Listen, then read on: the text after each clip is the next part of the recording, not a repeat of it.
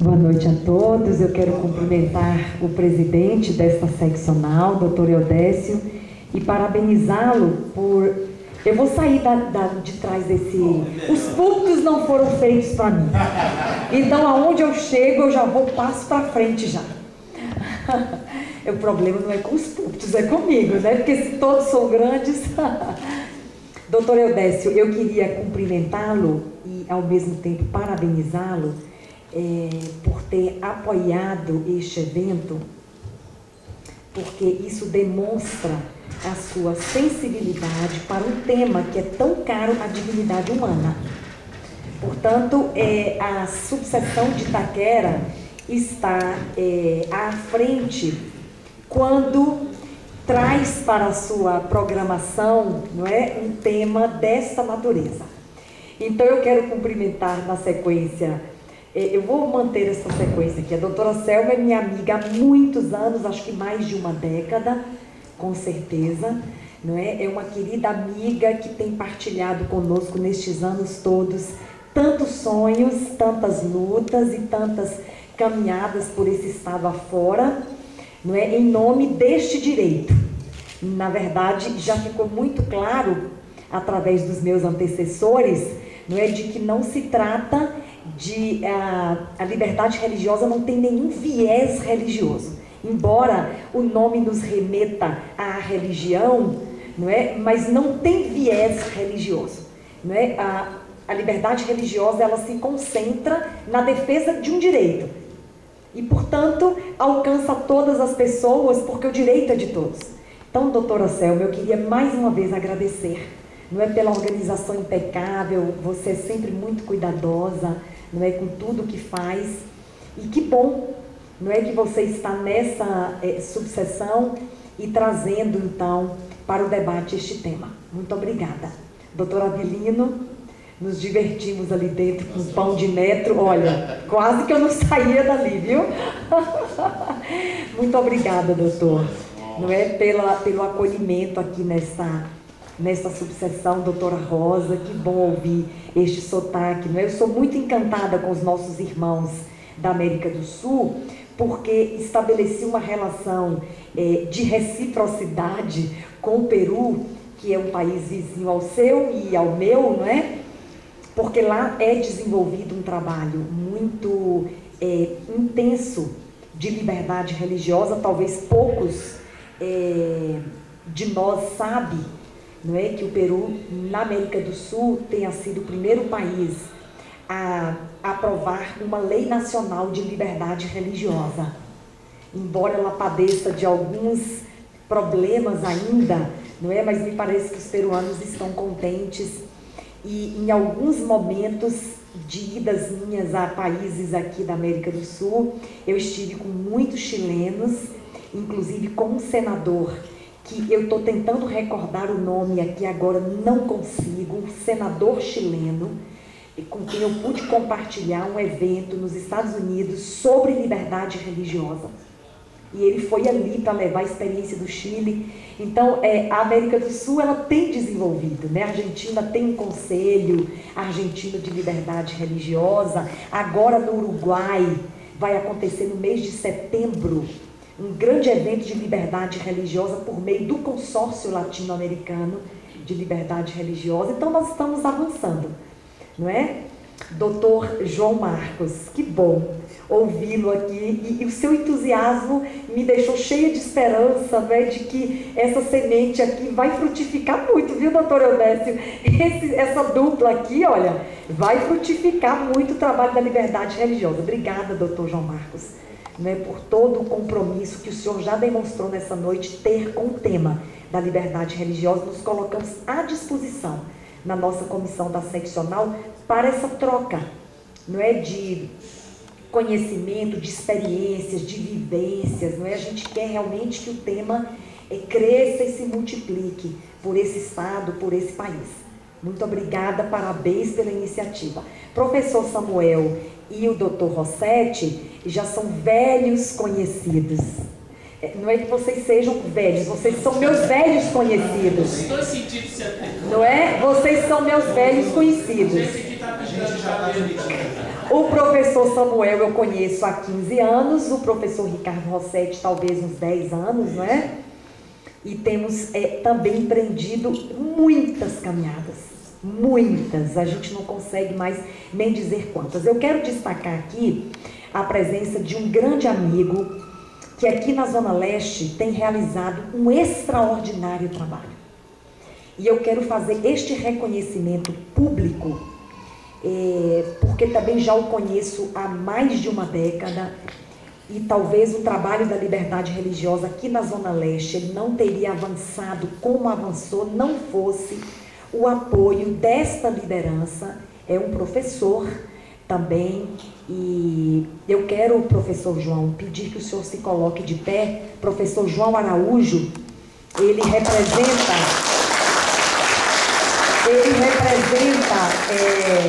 um trabalho de liberdade religiosa, não é um trabalho religioso, não é, que é realizado pela Igreja Adventista, e o professor João, ele cuida deste departamento sem qualquer promoção religiosa, mas tão somente promovendo o direito de todas as pessoas, independentemente da crença que professa. Professor, muito obrigada pela presença, não é, pela honra da sua presença e pela história que o senhor tem, não é, na liberdade religiosa.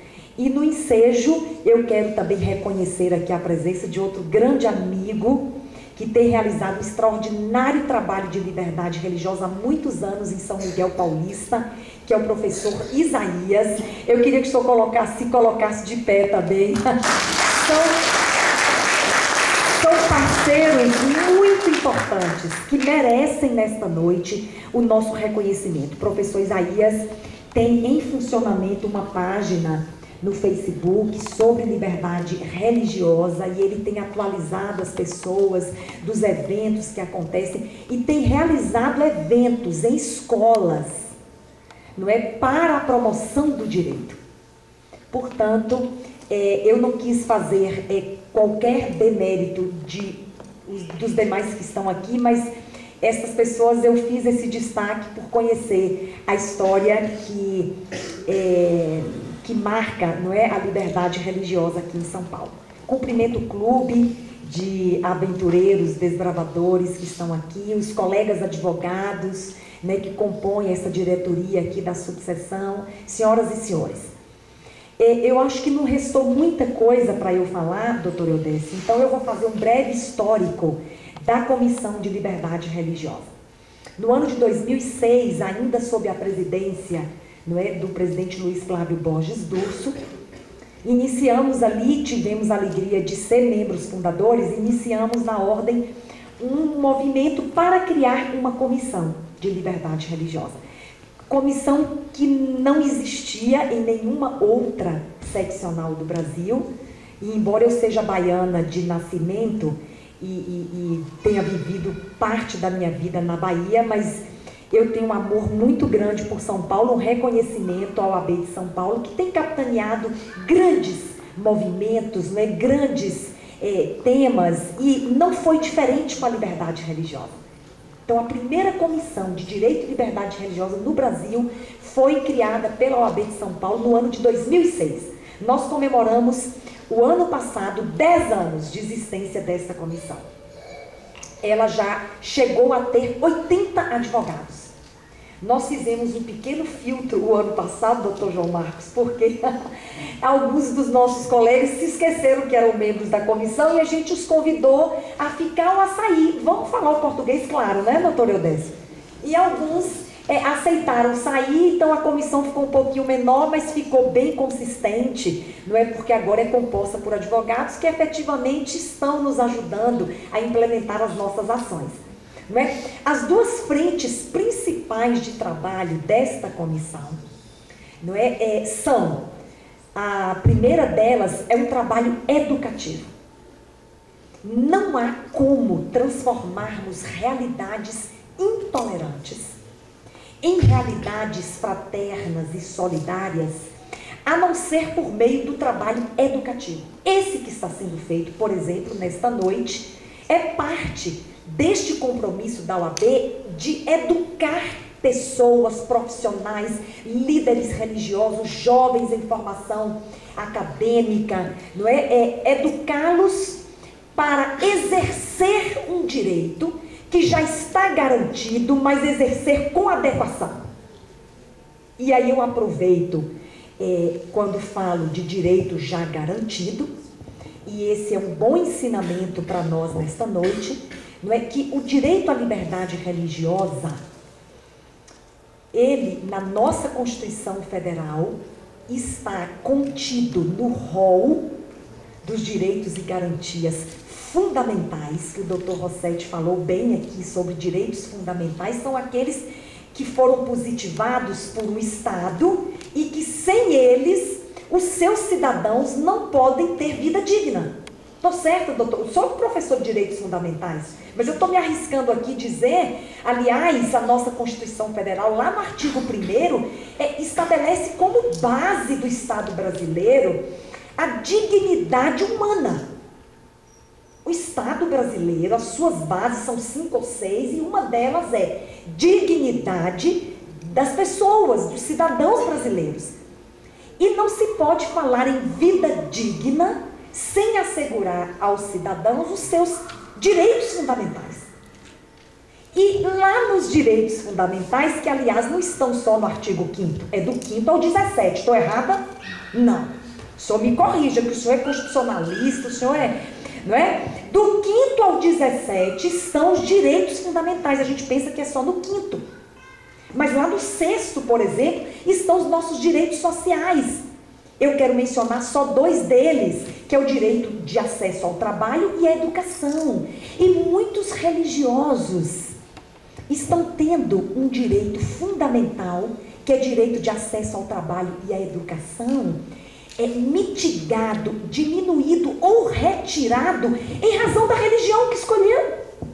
Olha que confusão que está acontecendo. Mas a Constituição Federal, no artigo 5º, nos incisos 6º, 7º e 8º, tratam de liberdade religiosa. Então, este direito foi elevado, na minha modesta compreensão, a um patamar muito ilustre na Constituição Federal, porque 3 incisos do artigo 5º, onde estão os direitos fundamentais, tratam de liberdade religiosa. E eu só quero mencionar 2 palavrinhas que estão lá nos incisos 6º, 7º e 8º, para dizer da importância desse direito. Estes incisos dizem que é inviolável. O que é uma coisa inviolável? Que não se mexe, que não se abre, que não se ofende, que não se retira. É inviolável o direito à crença e consciência. O direito à crença e consciência é inviolável. Está escrito na Constituição Federal. E o inciso 8º diz que ninguém nesse país, não é este ou aquele grupo, ninguém nesse país poderá ser privado de direitos em razão de quê? De sua crença religiosa. E aí, como esse inciso, lá no finalzinho, fala que os religiosos que não puderem cumprir uma obrigação que foi imposta a todos, e o religioso que não pode cumprir essa obrigação por causa da sua crença, tem o direito à prestação alternativa. Quem é que sabe disso aqui? Nós, advogados, às vezes não sabemos. Se um religioso entrar no nosso escritório e disser: olha, doutora Damares, eu estou aqui porque eu estou sendo privado de um direito por causa da minha crença religiosa. O que nós vamos dizer para ele? Não é? A Constituição Federal garante a prestação alternativa, que é cumprir a mesma obrigação que foi imposta a todos, mas de forma alternativa, em razão de crença religiosa. E embora a Constituição Federal esteja prevendo que tem que ser a prestação alternativa fixada em lei, mas uma vez que ainda não existe uma lei que fixe a prestação alternativa, e por este direito está contido nos direitos fundamentais, no meu modesto entendimento, é um direito autoaplicável que tem eficácia plena. Se não há uma lei que diga como é a prestação alternativa, então aplica-se o direito de prestação alternativa. Eu não posso privar o indivíduo de outros direitos por causa da sua religião. Isso não é simples, porque é muito fácil para nós convivermos e respeitarmos e reconhecermos as pessoas que são iguais a nós. E eu estou falando de reconhecimento institucional. Eu não estou falando só de reconhecimento interpessoal, de um indivíduo para com o outro. Estou falando de reconhecimento institucional, porque as instituições estão se negando a acomodar essa diversidade religiosa que se anuncia no Brasil, porque na verdade nós não podemos dizer ainda que somos um país pluralista do ponto de vista religioso, né? Porque por mais de 400 anos nós tivemos uma religião oficial e ainda temos como maioria religiosa no Brasil a tradição católica. Ainda é maioria religiosa no Brasil, mas isso não interfere em nada, porque o direito das minorias, ele equivale, ao direito das maiorias, mas há um pluralismo religioso se anunciando no Brasil, especialmente por causa desses movimentos migratórios que estão acontecendo no mundo inteiro. Nós também estamos envolvidos, estamos recebendo no nosso país, todos os dias, pessoas que vêm de outras partes do mundo, trazendo consigo sua cultura, sua crença religiosa, suas tradições. E nós vamos fazer o que com essas pessoas aqui? Precisamos acomodar no cotidiano deste Estado brasileiro a religião das pessoas. De que maneira? Esse é o desafio. Eu acabei de dizer, o desafio não é reconhecer, conviver e respeitar os iguais. Isso aí é facílimo. O desafio é reconhecer, respeitar, reconhecer, respeitar e conviver com os diferentes. E isso aí envolve alteridade, se colocar no lugar do outro. É um exercício que nós temos que fazer, porque o mesmo reconhecimento e consideração que nós reivindicamos para nós temos que o quê, queridos? Atribuir aos outros. Porque é uma via de mão dupla. Quando eu não respeito a religião do outro, o outro não tem a obrigação de respeitar a minha. Eu não respeito a dele. Então, só ainda enfatizando a questão do direito. Existem várias legislações aqui no Brasil que garantem textualmente a liberdade religiosa e que a gente não fala delas. O Estatuto da Criança e do Adolescente garante a liberdade religiosa da criança e do adolescente.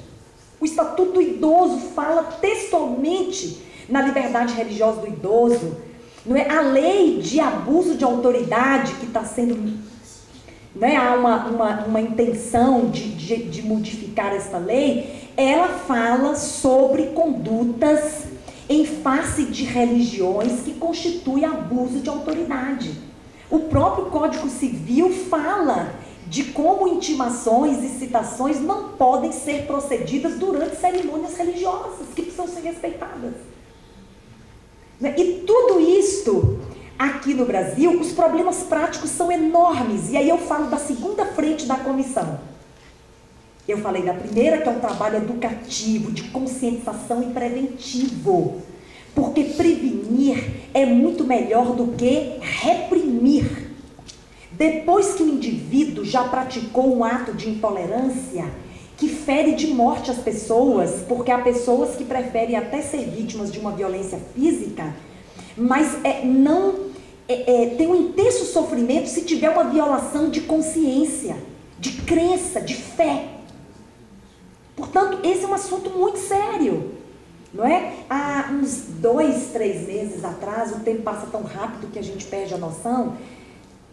eu atendi talvez o mais grave caso de intolerância que passou pelas minhas mãos nestes últimos 15 anos, que é desde quando a gente faz esse trabalho, que foram 4 religiosos de matriz africana que foram esfaqueados durante o seu culto religioso por um vizinho intolerante. Eu não preciso concordar com a crença do outro, nem ir ao templo religioso dele, nem concordar com a roupa que ele veste, nem vestir a mesma roupa que ele veste, nem comer os mesmos alimentos que ele come, nem fazer parte da mesma dieta religiosa dele, não é? Nem participar do ritual para enterrar os mortos dele, nem participar do ritual para assistir os doentes dele. Aí eu estou falando da diversidade das práticas religiosas. Nem guardar o mesmo dia que ele guarda. Mas eu tenho o dever de respeitar. E um vizinho intolerante, durante uma cerimônia religiosa de matriz africana, começou a jogar bombas na porta do espaço religioso, e não contente, quando o líder se dirigiu à sua casa e pediu que ele cessasse aquela conduta, que aliás é crime, porque perturbação de cerimônia religiosa no Código Penal, artigo 208, é crime. Então, não contente, quando o líder foi lá e falou, o senhor precisa cessar, porque nós temos crianças, não pode, é perigoso, ele já estava preparado, com uma pequena faca. Então ele atentou e, na verdade, está respondendo por 3 tentativas de homicídio e uma lesão corporal grave, não é? Ele atentou contra a vida de 4 religiosos que vieram para, enfim, intervir né?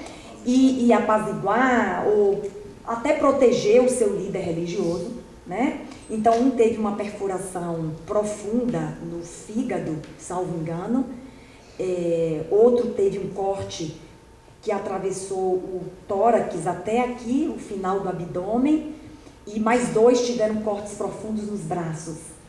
Eu estive com o líder religioso para lavrar o boletim de ocorrência na Polícia Civil. Então, este é um assunto que não diz respeito apenas a grupos religiosos que teoricamente sofrem mais intolerância. Esse assunto diz respeito a todos nós, porque os nossos filhos, os nossos companheiros de religião, os que têm e os que não têm, né, todos os indivíduos precisam receber este conteúdo de ver o outro, porque intolerância, doutor Rossetti, para mim é a perda da capacidade do indivíduo de ver o outro. Quando ele perde a capacidade de ver o outro, nas suas diferenças, na religião que tem, na cultura que tem, na condição econômica que tem, né? Quando eu perco a capacidade de ver o outro, não há como, eu me torno um indivíduo intolerante, porque tudo que diz respeito ao outro vai me incomodar. Eu não consigo ver o outro mais, eu não me coloco mais no lugar do outro. Então, a comissão tem um trabalho educativo e tem um trabalho de atendimento de casos, doutor João Marcos. Selma, nós recepcionamos casos que versam sobre intolerância religiosa e, na medida da competência da OAB, nós interferimos para cessar a conduta intolerante.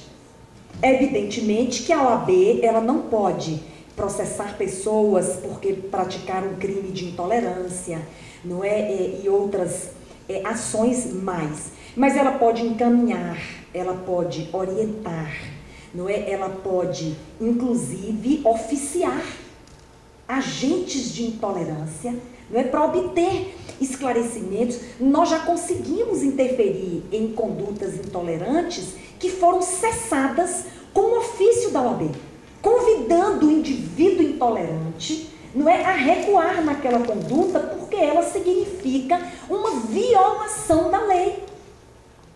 E já conseguimos resolver algumas coisas. E eu vou finalizando aqui com um caso que para nós é emblemático. No ano de 2010, o professor Samuel apresentou ali uma colega muçulmana, que hoje é membro da nossa comissão, Charliane, mas ela ainda não era quando isso aconteceu. Nós fomos procurados na OAB de São Paulo para atender detentas muçulmanas aqui na penitenciária feminina de São Paulo, que estavam privadas de usar o seu hijab, aquele lenço, que é uma cobertura que tem sentido religioso. Não é um adorno para as mulheres muçulmanas. Não é? Aquela cobertura, aquele lenço tem um sentido religioso. E essas mulheres, elas não rezam, elas não oram sem estar cobertas. Então, isso é um preceito religioso, uma obrigação religiosa das mulheres muçulmanas. E no presídio, elas foram obrigadas a retirar os seus hijabs. E nem mesmo para fazer as suas orações, que acontecem 5 vezes ao dia, era-lhes permitido usar o hijab. E esse assunto chegou ao OAB, por meio de uma advogada muçulmana. E nós ficamos, naquele momento, sem saber muito o que fazer, porque a gente nunca tinha enfrentado um assunto daquele. Mas aí nós decidimos que podíamos fazer alguma coisa. Não é? Porque liberdade, o garantimento desse direito envolve diálogo, não é? Envolve relacionamento. Então nós decidimos ir ao presídio para entender as razões pelas quais elas estavam impedidas de se cobrirem e buscar uma solução conciliadora, razoável, né, que não violasse os princípios de segurança ali do presídio, que era o argumento usado pela direção de segurança. E nós chegamos ali, foi um dia histórico, porque a gente não sabia o que ia acontecer. E as presas foram convidadas a participar da reunião, eram estrangeiras, marroquinas, e elas não falavam português, alguém nos ajudou com a tradução, elas só queriam uma coisa: cobrir a cabeça 5 vezes ao dia. E nós insistimos para que fosse encontrada uma solução de segurança, e foi encontrada. Foi proposto então que elas recebessem 2 lençóis brancos, uma cor diferente daquelas que elas usam e que as camas são forradas, enfim, 2 lençóis brancos, e foi-lhes permitido se cobrir 5 vezes ao dia para fazerem as suas orações.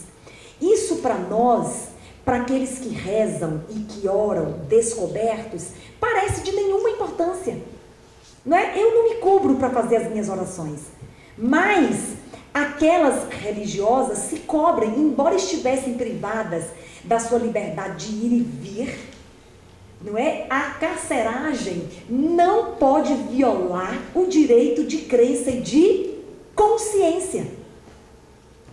E elas passaram então a se cobrir, e para nós foi uma história emblemática para essa comissão, e a gente conta muitas vezes para dizer que o direito de todos precisa ser contemplado e precisa ser garantido, mesmo em condições de privação de liberdade, como era o caso das detentas. E a partir daí, nós fomos ampliando a nossa compreensão, não é? A respeito de dietas alimentares. Existem muitas escolas públicas no estado de São Paulo e certamente em outros estados do Brasil, que servem na sua merenda escolar alimentos que são incompatíveis com a dieta de orientação religiosa de muitas crianças. E nós já atendemos casos de mães, não é, que procuraram a direção da escola para obter uma substituição do alimento que não é ingerido pela criança, e esse direito foi negado. E às vezes é alguma coisa muito simples, que não vai causar nenhum prejuízo. O prejuízo maior, doutor Eudécio, é a violação da consciência, que é inviolável. É muito maior do que você substituir um copo de café, uma carne de porco por uma carne bovina. São dietas alimentares praticadas por alguns religiosos, né? Aí tivemos uma compreensão do problema que acontece nos hospitais. O líder religioso, tem pastores aqui presentes que não me deixam mentir, o líder religioso tem direito, não é o líder religioso, o indivíduo tem direito à assistência religiosa nos locais de internação coletiva, quartéis, hospitais, presídios. E às vezes o pastor, o padre, o rabino, o sheik, o sacerdote chega no hospital para prestar uma assistência religiosa porque o fiel está morrendo, ele não pode entrar. Porque não é horário de visita. Só que assistência religiosa, no meu entendimento, há contestações, né? Porque o direito é essa beleza que eu digo beleza mesmo, né? Da gente poder encontrar soluções. Mas eu sou contestada, mas eu entendo que a assistência religiosa ela é prestada no momento que o indivíduo precisa da assistência religiosa. E pelo seu líder religioso, não é por outro. E aí tivemos uma compreensão da questão dos rituais para enterrar os mortos. São problemas frequentes que acontecem nos cemitérios de São Paulo, no IML de São Paulo. Há rituais de morte que não são admitidos e que precisam ser cumpridos por alguns religiosos. E tudo isso pode ser acomodado. Nós estamos falando de uma acomodação razoável, que é um princípio do direito. Não estamos falando de um religioso que me procurou, doutor Rossetti, há uns anos atrás, mas ele foi muito compreensivo. Ele queria realizar uma queima dentro do quarto de um hospital, porque era um ritual religioso de cura. E isso não foi permitido, e eu endossei a não permissão, né? Porque há práticas religiosas em determinados locais que podem violar a saúde das pessoas.